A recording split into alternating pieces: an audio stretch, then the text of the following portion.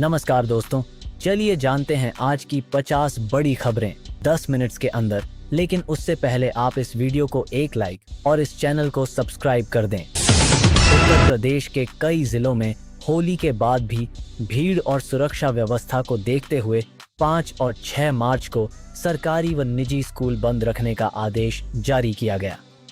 मौसम विभाग के अनुसार उत्तर प्रदेश में मार्च की शुरुआत में ही गर्मी का असर बढ़ गया है।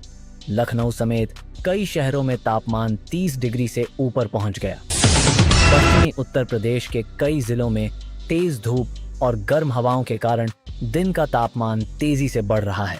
मौसम विभाग ने अगले कुछ दिनों में और गर्मी बढ़ने का अनुमान जताया। राज्य सरकार ने होली के बाद सुरक्षा व्यवस्था बनाए रखने के लिए कई जिलों में अतिरिक्त पुलिस बल तैनात किया।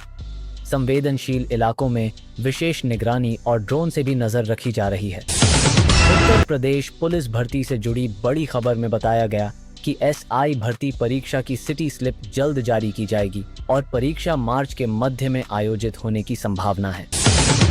लखनऊ में प्रशासन ने होली के बाद सफाई अभियान तेज कर दिया है।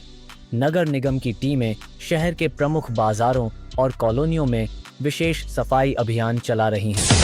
उत्तर प्रदेश सरकार ने ग्रामीण महिलाओं को आत्मनिर्भर बनाने के लिए women entrepreneur product marketing centre योजना शुरू की, जिसमें 100 करोड़ रुपए से महिला स्वयं सहायता समूहों के उत्पाद बेचने के लिए बाजार बनाए जाएंगे। प्रदेश में करीब 1 करोड़ महिला स्वयं सहायता समूहों को इस नई योजना से जोड़ा जाएगा, जिससे गांवों में महिलाओं को रोजगार और अपने उत्पादों के लिए स्थायी बाजार मिलने की उम्मीद बढ़ी है।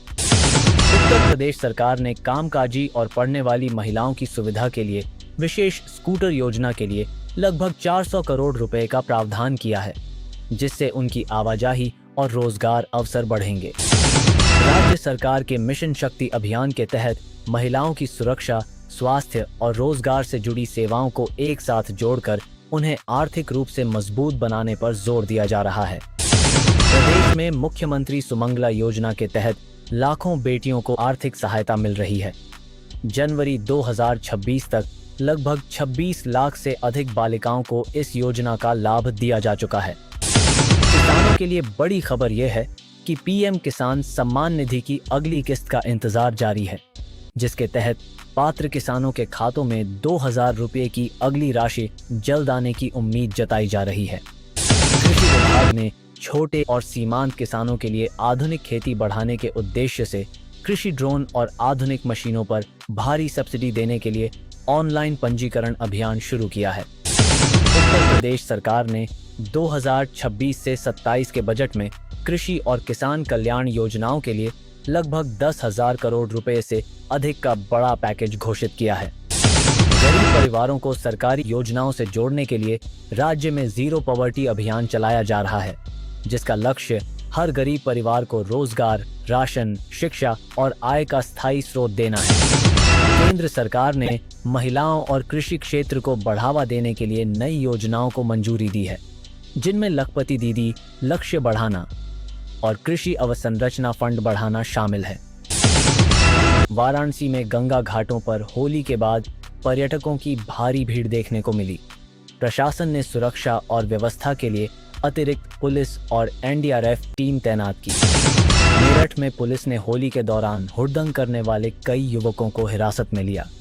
शहर के कई इलाकों में रात भर पुलिस गश्त जारी रही। प्रयागराज में संगम क्षेत्र में होली के बाद श्रद्धालुओं की भीड़ बढ़ी।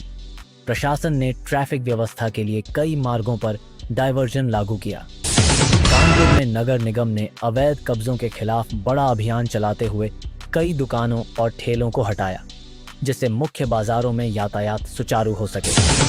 गोरखपुर में जिला प्रशासन ने किसानों के लिए नई कृषि योजनाओं के प्रचार हेतु विशेष शिविर लगाए, जहां किसानों को आधुनिक खेती और सरकारी योजनाओं की जानकारी दी जा रही है। बरेली में पुलिस ने नशे के खिलाफ अभियान चलाकर कई आरोपियों को गिरफ्तार किया और बड़ी मात्रा में अवैध शराब व नशीले पदार्थ बरामद किए। आगरा में ताजमहल देखने आने वाले पर्यटकों की संख्या होली के बाद बढ़ गई। पर्यटन विभाग ने सुरक्षा और सुविधाओं को लेकर अतिरिक्त व्यवस्था की है। अयोध्या में राम मंदिर क्षेत्र में होली के बाद भी श्रद्धालुओं की भीड़ बनी हुई है। प्रशासन ने मंदिर परिसर में सुरक्षा व्यवस्था कड़ी कर दी है। नोएडा में ट्रैफिक पुलिस ने नियम तोड़ने वाले वाहन चालकों के खिलाफ विशेष अभियान चलाकर हजारों वाहनों के चालान किए। झांसी में रेलवे स्टेशन और बस स्टैंड पर होली के बाद यात्रियों की भीड़ बढ़ने से प्रशासन ने अतिरिक्त बसें और टिकट काउंटर बढ़ाने का फैसला किया। अलीगढ़ में बिजली विभाग ने बकाया बिल जमा कराने के लिए विशेष अभियान शुरू किया। बकाया न देने वालों के कनेक्शन काटने की चेतावनी भी दी गई।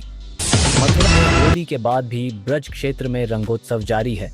देश विदेश से आए पर्यटक मंदिरों और धार्मिक स्थलों पर दर्शन करने पहुंच रहे हैं। सहारनपुर में पुलिस ने साइबर ठगी के एक बड़े गिरोह का पर्दाफाश किया और कई आरोपियों को गिरफ्तार कर लाखों रुपए की ठगी का खुलासा किया। बलिया में गंगा नदी के किनारे कटान बढ़ने से कई गांवों में चिंता बढ़ी। प्रशासन ने तटबंध मजबूत करने के लिए आपात कार्य शुरू किया। अमरोहा में सड़क हादसे में कई लोग घायल हो गए। पुलिस ने मौके पर पहुंचकर घायलों को अस्पताल पहुंचाया और यातायात को सामान्य कराया। बस्ती में स्वास्थ्य विभाग ने ग्रामीण क्षेत्रों में टीकाकरण अभियान तेज किया। बच्चों और गर्भवती महिलाओं के लिए विशेष स्वास्थ्य शिविर लगाए जा रहे हैं। सीतापुर में पुलिस ने अवैध हथियार बनाने वाली एक फैक्ट्री का भंडा फोड़कर कई हथियार और उपकरण बरामद किए। बाराबंकी में जिला प्रशासन ने तालाबों और जल स्रोतों को पुनर्जीवित करने के लिए विशेष अभियान शुरू किया। गांवों में श्रमदान कार्यक्रम भी आयोजित किए जा रहे हैं। गाजियाबाद में प्रदूषण नियंत्रण के लिए नगर निगम ने निर्माण स्थलों पर धूल नियंत्रण के कड़े निर्देश जारी किए और कई जगहों पर कार्रवाई की। लखीमपुर खीरी में वन विभाग ने जंगल क्षेत्र में अवैध लकड़ी कटान के खिलाफ अभियान चलाकर कई ट्रैक्टर और लकड़ी जब्त की। जौनपुर में शिक्षा विभाग ने बोर्ड परीक्षाओं की तैयारियों की समीक्षा की और परीक्षा केंद्रों पर कड़ी निगरानी रखने के निर्देश दिए। प्रतापगढ़ में किसानों को गेहूं और सरसों की फसल के बेहतर उत्पादन के लिए कृषि वैज्ञानिकों द्वारा प्रशिक्षण दिया जा रहा है। संभल में पुलिस ने चोरी के एक बड़े गिरोह को पकड़कर कई बाइक और कीमती सामान बरामद किए। मुजफ्फरनगर में प्रशासन ने होली के बाद बाजारों में सुरक्षा व्यवस्था बढ़ाई और भीड़-भाड़ वाले इलाकों में पुलिस की अतिरिक्त तैनाती की।